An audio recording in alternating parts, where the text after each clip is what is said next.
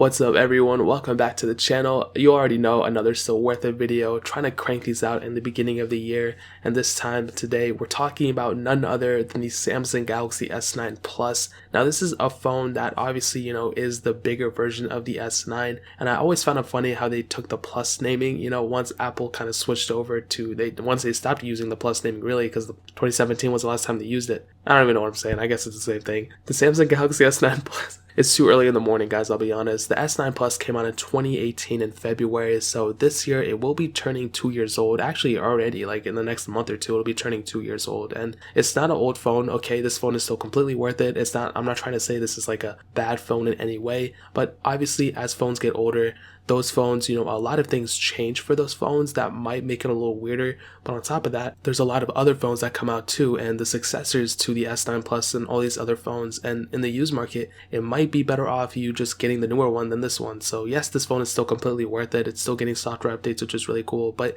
there's a lot of changing that goes around just beyond this phone too. That's super important to note. So on the front, you can see we have a 6.2-inch Super AMOLED display. This panel is 1440p and it has 529 pixels per inch, and this is obviously one of the biggest assets for a phone like this.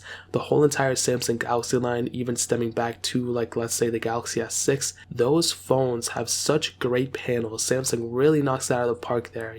They might lack out on a couple things here and there, but their panels are not, they don't skip out on their panels at all. They always save their best panels for themselves, even though they source a lot of panels to other things. Samsung Galaxy S9 Plus is no exception. It is a great panel. They calibrate the displays really well as well, so the panel without a doubt is a very good panel at the end of the day. This thing has USB Type-C, which is really cool. You're kind of future-proofing yourself in that sense, as well as the headphone jack, so you have both of those capabilities on this phone. And on the back you can see we have a glass back, a fingerprint sensor, and a dual camera setup, and I'm so glad this phone has a dual camera setup because that kind of future-proofs this phone as well. There's a lot of future-proofing that goes on in this phone, and let alone that, you also have a micro SD card slot on this phone as well, which is a humongous asset. There's just asset on asset on asset on this phone. That might have sounded weird, but this phone 100% has so much going for it that it's really hard to kind of look at the newer phones that we have now and be like, wow, we're kind of moving up and we're getting way better phones, when we have a phone that came out in 2018 that is still like a killer phone in a lot of ways. Another really cool thing about the S9 Plus is that if you look at the front, obviously that screen that I kind of blasted and I said it was the greatest thing ever, if you look at the top and bottom, you can see there's a little bit of bezel left on it, and I think this was pretty smart for Samsung to do because it makes you big differentiating factor between the S9 and the S10 series. But if you actually think about it, that's not a lot of bezel at all. I know we're kind of going in this bezel-less trend.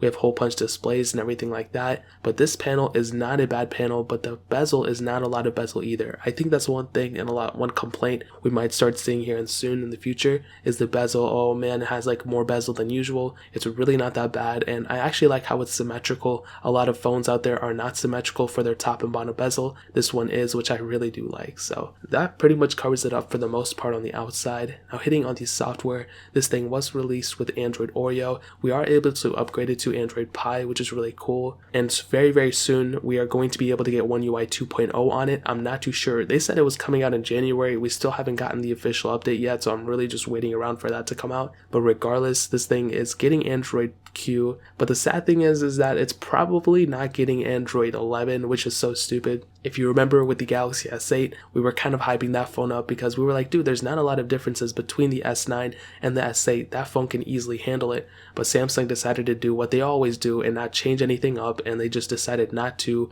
update the Galaxy S8. But a girl can dream, and I feel like, every year that goes down, at some point they will have to change up their software a little bit. Besides just the software UI, they're going to have to change their lifecycle support for these phones if they want to stay competitive with iPhones and even other Android manufacturers such as Google. Why is somebody going to go for a Samsung phone if a Google Pixel has way more updates and can last, longer than a Samsung phone, So that's one thing that Samsung has to kind of consider when they're going through it. So Samsung without a doubt is doing a great job. Their software is definitely getting better through each iteration, but I think they can still do a better job at the end of the day. So hopefully they end up doing that. We really don't know yet, but hopefully Samsung does support their software for their phones a little bit longer than usual. So there's still custom ROMs out there for it, so if you want to go and root it, you have that capability on this phone. I haven't really dabbled too much in the S9 Plus series, more so on the S9, and there's quite a bit of development for the S9, but third-party development is real for any phone, and I'm assuming since the Samsung Galaxy S9 Plus is still a very popular phone still that a lot of people have and want to develop for, so that's something you kind of have going for it. So that's 100% without a doubt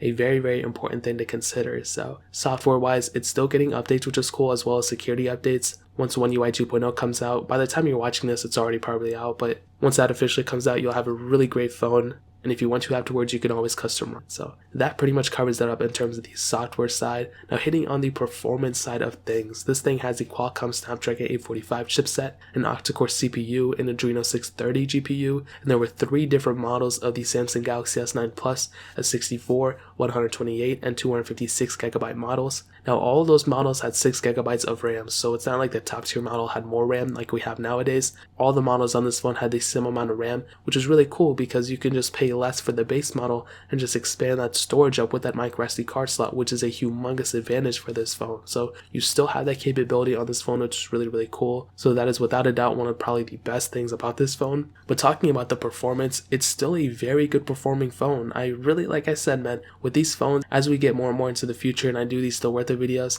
it's just like I kind of start sounding the same because all these like 2018, 2017 phones like are very good performing phones still, which is expected. And that kind of goes to show how great phones are getting now and how phone manufacturers are really kind of taking other risks, you know, with the designs, with extra features like reverse wireless charging and different things like that, and in order for the newer phones to stand out, because performance wise, this phone is still extremely good, you know. It's really no different from my S10, but my S10 I can tell is like way faster, but to the average user, you know, if I'm looking at it through an average user's eyes, I don't think anybody's really going to care if like the little stutteriness that you might notice here and there, or if you open an app and it takes like an extra millisecond, or if there's like a little stutter. The whole entire UI is really smooth. I was on One UI and that was very, very good for me, and I think it's a very good performing phone still. And you know, when you do it higher intensive games as well, it's still like really, really great. There's very few skipped frames here and there. There might be some like little skip things that I might be thinking about that I kind of forgot, but I think overall it's a very good performing phone. That's like the least of your worries. If you're picking up this phone, I wouldn't really worry about the performance too much. The only issue maybe is that it does heat up a little bit, and it's not really as bad as something like a Galaxy S6 or a Galaxy S4, but it is a little noticeable and it could be a slight discomfort for some, but that's only if you're doing super intensive gaming. For every other purpose of the phone, you're going to be perfectly fine, so I wouldn't even worry about it at all. So in terms of performance, I'll definitely tell you it's a great performing phone, but like I said, the same amount of RAM on all these devices, so you can go and get the base model and just expand the storage that way through a micro SD card slot and save yourself some money. So that pretty much covers it up in terms of the performance side. Hitting on the camera side of things, this thing has two 12 megapixel sensors,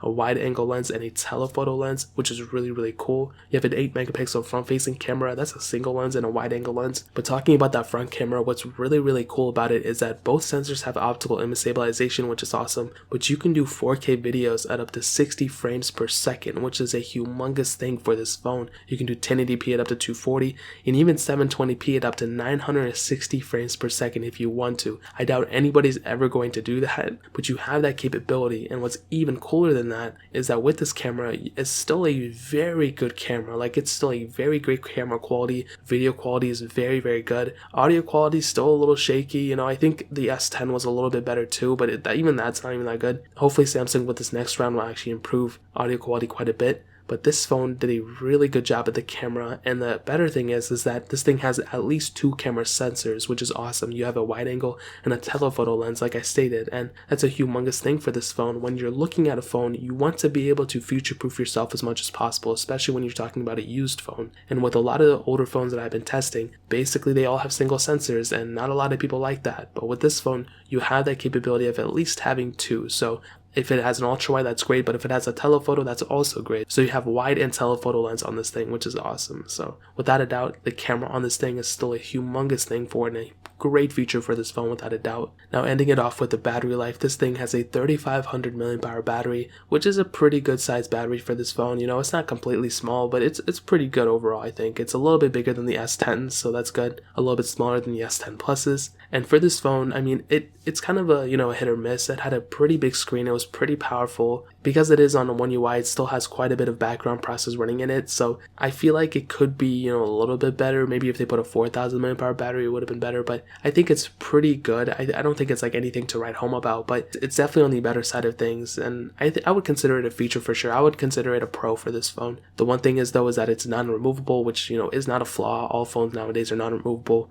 But sometimes phones do degrade in battery. Actually, it is a 100% of fact case. Almost every phone will experience some type of degradation in the battery, and this one is no exception. It's probably at like 33 or 3200 mAh now, maybe even less, but overall, I don't think the battery life is bad, and even going into 2020, I think it's a pretty good thing for this phone. Now, to answer the question, is the Samsung Galaxy S9 Plus still worth it in 2020? Like I stated, and like I said a billion times, yes, this phone is still completely worth it. There's nothing that tells me this phone is not worth it. It has a great build quality, great screen, still feels like a $1,000 phone, a dual camera setup on the back of the fingerprint sensor, which I like, USB Type-C, a headphone jack, micro SD card slot, performance is great, battery life is pretty good, and there's really nothing to hate on it. It's still kind of getting a software update, so it's going to last you for at least another year until Android 11 comes out, so that's a humongous thing for this phone, and I really do like it at the end of the day. I think it has a lot going for it. I mean, if you want, you can go get S10, but you can get S9 Plus for like less than $300 if you really need to, so